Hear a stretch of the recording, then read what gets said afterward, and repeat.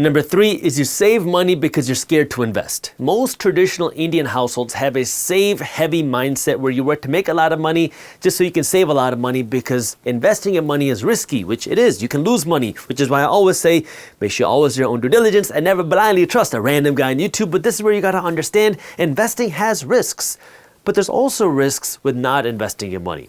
So let's take a look at this from how money has evolved just over the last 5 years to kind of put this in perspective. Between 2019 and 2024, we have seen between 22 to 23% inflation, which means if you want to go out and buy something that cost $100 in 2019, you would need $122 today, actually close to $123, but I'm going to round down to $122 today. That means if you had $1 million sitting under your mattress over the last 5 years, that $1 million would have lost more than 22% of its buying power. It would have lost more than $220,000 worth of buying power just because of inflation. Now you might say, well, Jaspreet, what if I put my money into a high interest savings account? Well, you got to remember, there was no real high interest savings account in 2020, 2021. I mean, they existed, but they weren't paying 4 or 5% like you're seeing in 2024. Back then, you'd be lucky if you got 2% in interest. So let's just assume now that you were ahead of the times and you were able to get a standard 3% return over the last 5 years on your money.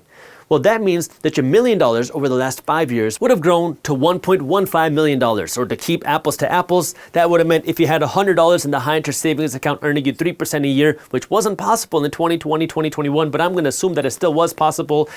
If you were able to get a 3% return throughout those 5 years, your $100 would only grow to around $115. So you still lost value. Versus over those same 5 years, we saw the S&P 500 grow by around 80% during those same 5 years. Which means if you had $100 in the S&P 500, the $100 would have grown to around $180. Is this risky? Absolutely. But the only way for you to beat this inflation is not by saving your money, it's by investing your money. And if you don't have your money in a high interest savings account, well, you're not even getting this. In fact, your money is just sitting there dead, not growing at all. So there is risk with investing your money. The markets could crash tomorrow and you could see the value of this fall.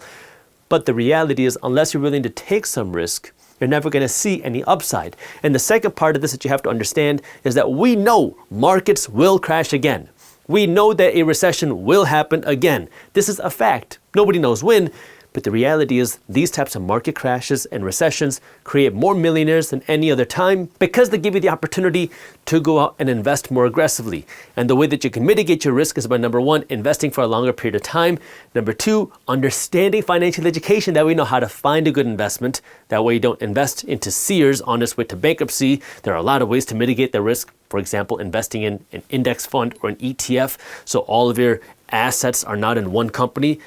And then number 3, understanding the financial trends. If you understand these things and you start investing in financial education and your own financial research, well, then you can get some of the upside without keeping all that downside. The fourth money habit that keeps so many people poor is you work and live for today. It's a very selfish mindset, but I see this all the time on YouTube and Instagram, where I'll talk about how you can invest your money over the long term and build wealth.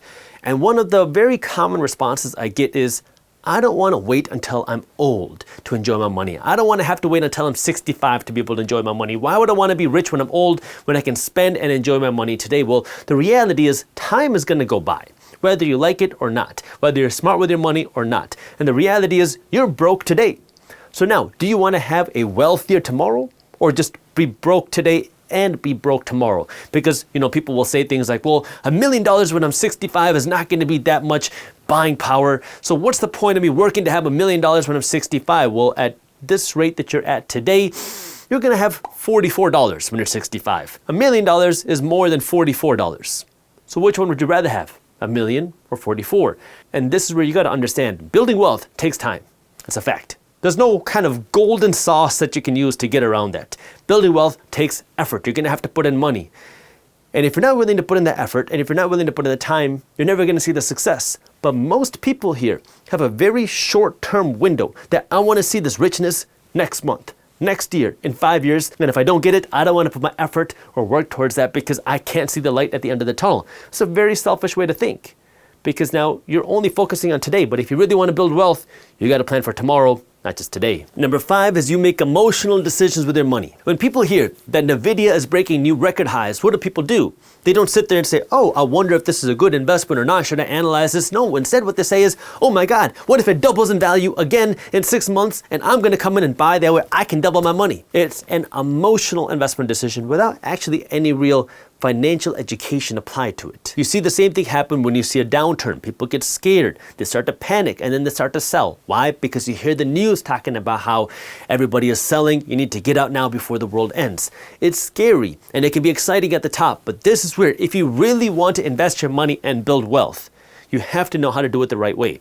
I'm glad that you want to invest your money, right? We know that the way you build wealth is by not spending all of your money, taking some of this money and investing it. Now you have to have the financial education of knowing what to invest in. And this is where you have to understand how to separate your emotions from your investments. And this is where I don't want you to pay attention to the news. You should understand the news, but I want you to go even deeper and really understand and pay attention to the trends. You should understand what's happening in the financial markets. As a financially educated investor, as a financially smart investor, you want to pay attention to what's happening, but you don't want to get caught up in the weeds of what's happening day to day and with this sensationalist news. Instead, I want you to understand the trends. Know how money is flowing through the economy. Know the changing in spending habits. Know the changing in patterns that businesses are seeing. That's where you find opportunity. Now I get it. This can be difficult, especially given that a lot of traditional media companies are always trying to drive clicks, because the more clicks that they can drive onto an article, the more money they make. But there are ways for you to get this type of information. Now you can go directly to the source where you can read press releases, read what companies are doing, or the second best thing is you can read something like Market Briefs. This is a free newsletter that I created through Briefs Media, where my team is working to break down what's happening in the financial markets. And the reason why I'm so passionate about what we're doing here is because number 1, we make it super simple, but number 2, we really try to avoid that emotion, because it's one email.